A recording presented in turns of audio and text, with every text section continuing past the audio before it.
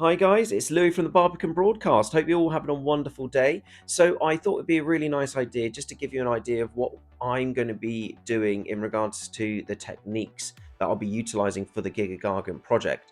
So I thought the best way of doing that is to show you some of the previous projects I've been doing. So these scratch-built tanks I made this year.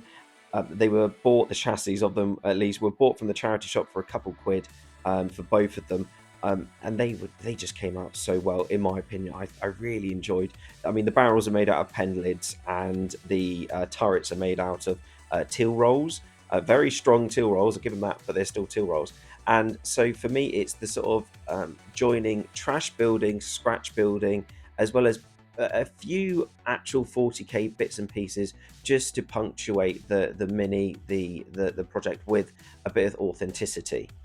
So what I loved about doing these two tanks in particular was one being red, one being yellow.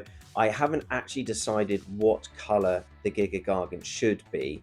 I'm more sort of swayed towards red, as I always see that as quite a traditional color for any Gargant or big Orc vehicles. But again, I can be swayed into another way of thinking.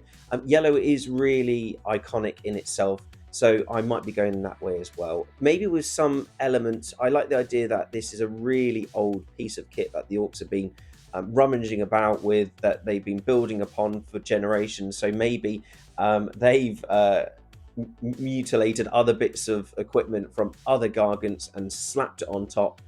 And finally, my homage to the wacky racers of old, or speed freaks for those who prefer the 40k universe. So for me, this did come up pretty well. I think the paint could have been a bit more vivid, but again, it was really sort of leaning into this sort of oily, rusty sort of look. But I was really happy with the rust effect, or the texture, which I used underneath the paint, which was a light coat of super glue, neat super glue, obviously, and then you just sprinkle baking soda over the top of it, and it gives this wonderful, wonderful texture.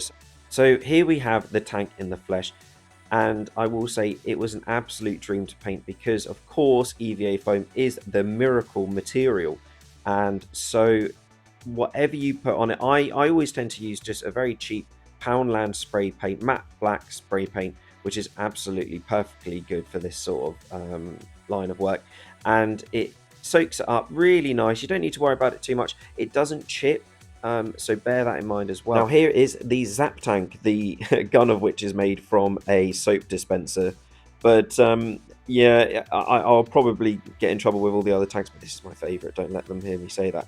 But the EVA foam on that one was a blessing because it glued to not only the plastic but also cardboard. Truly a match made in heaven. And quickly, I wanted to take the opportunity to show you how easy it is to make an EVA riveted paneled section. So I use a file, a rounded file, to make an indentation. Anything with a point, really, but I think the file is a great way of doing that. You give it a twist, and then you can cut that out, stick it on, and you can use it literally anywhere. So I even use EVA foam to do windows as well. So using a very sharp scalpel, you can cut the inside of the window out, and that leaves a really nice finish. And as you can see, they come out really, really well. And you combine that with the typical jeweled rivets. It's an incredible way, a speedy way to complete any project. Now, my most recent finished, oh, well, I say finished, I really need to finish this properly. So I actually used the EVA foam to do a bit of, I would say, armor skirting for this Squiggoth proxy. And then on the other side, I used a just typical. I thought I'd try it out. These rivets here are hole punched from a 1 mil hole punch, and it's just cardboard.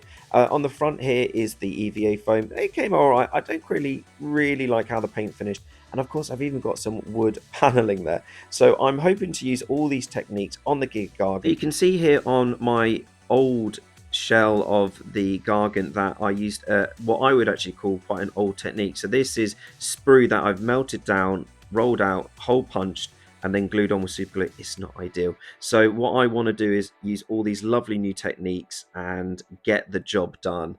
So thank you to those who take the time to watch the whole episode. I really do intend to have standalone episodes regarding all the techniques that I've shown today, but going forward, like I said in my previous episode, I really want to make sure that I try to keep these as short and snappy as possible. So with that in mind, I hope you all have a wonderful day and see you next time.